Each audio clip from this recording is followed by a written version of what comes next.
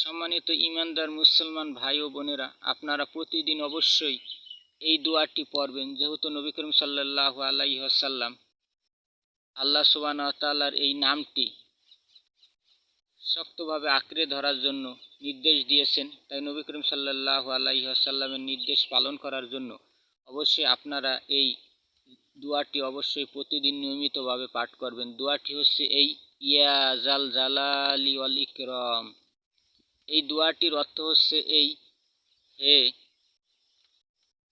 মহত্বপূর্ণ ও মহান সম্মানের অধিকারী আল্লাহ সুবহানাহু ওয়া তাআলা, অর্থাৎ আল্লাহ সুবহানাহু ওয়া তাআলার অত্যন্ত গুরুত্বপূর্ণ এবং সুন্দর প্রশংসা এই দোয়ার মধ্যে রয়েছে। তাই এই দোয়াটি নিয়মিতভাবে পাঠ করে শিরক এবং বিদআত মুক্ত হয়ে হালাল খাবার খেয়ে আল্লাহ সুবহানাহু ওয়া তাআলার কাছে যে